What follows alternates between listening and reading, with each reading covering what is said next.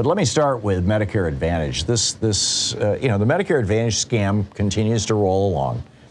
And I've written about this over and over again and ranted about it on this program. But, typically the feedback that I get from people when I do is either, thanks, you may have saved my life, or some variation on, I've never heard, I had a problem, with my Advantage plan.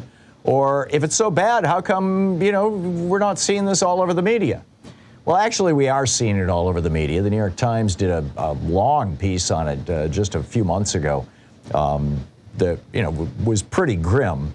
The Times' piece was titled, Medicare Advantage Plans Often Deny Needed Care, Federal Report Finds. And, they talked about people who had their claims denied. Now, with real Medicare, you can't have your claim denied. If your doctor says you need something, you get it. It's that simple. If Medicare decides that they're going to go after somebody, if they think that the doctor had you have an MRI for no good reason, and they're seeing a pattern of this with this particular doctor, in other words, if they think that Medicare fraud is going on, like what happened with Rick Scott's company, down in Florida years ago when he was CEO and his company committed the largest Medicare fraud in the history of America. They don't go after you. They don't come back to you and say, oh, you've got to pay this back. Instead, they go after the doctors and put them in jail. So, what's the deal here with people being denied payments or being denied services? Well, that's 100% Medicare Advantage. That never happens with real Medicare and Medigap policies. So think about this. People are like, well, how is it that I don't know how bad Medicare Advantage is? Well, think about this. There's a reason why every state in the union has an insurance commissioner. Now, just consider this. There's no, states don't have commissioners who oversee big box retailers or car dealers. Right? Because, if you buy something in the store, you buy a toaster, you take it home, you plug it in, if it works or not. You buy a car, you drive it off the lot, if you got ripped off or not. Instantly. Right? It either works or it doesn't. But with insurance, and this is kind of unique to insurance, with insurance, when you buy insurance, you have no idea if it's any good. You're sending them a check every month.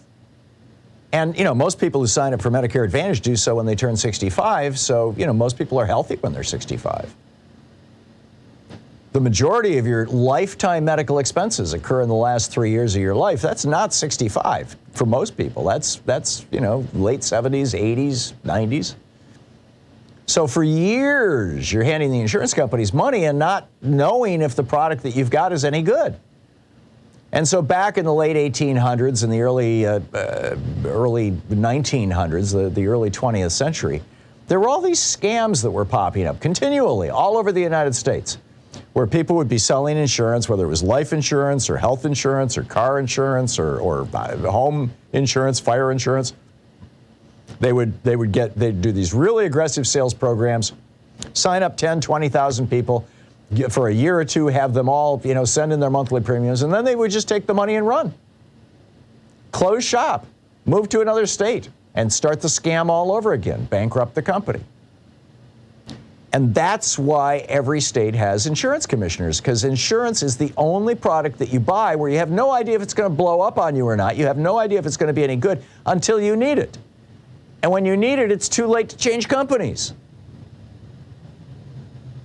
So, that's kind of the bottom line of my article. It's over at HartmannReport.com, and, it goes into these details. But I think this is a pretty important thing. As the New York Times noted, quote, tens of millions of denials. Now, this is people who their doctors said, oh, you need this procedure. We need this test. You need to take this drug. Denials of service. Tens of millions of denials are issued every year for both authorization and reimbursements.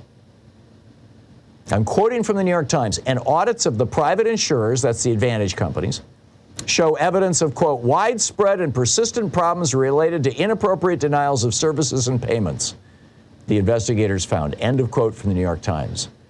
None of that is happening with real Medicare or Medigap policies, because Medigap policies, which fill in that 20% for real Medicare that's missing, Medigap policies are heavily regulated by law.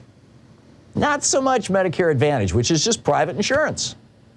That was authorized in 2003 when George W. Bush, you'll recall in 2000 when George W. Bush was running for president, he said he was running for president to privatize Medicare and Social Security. And in 2005, after he won re-election, he was like, okay, we've already started privatizing Medicare. That was in 2003 when they legalized Medicare Advantage. And he said, now I want to privatize Social Security. And he visited like 20 cities, giving this sales pitch in early 2005 for privatizing Social Security. And it blew up in his face. People got very upset with him, and he stopped doing it. And that was the end of that.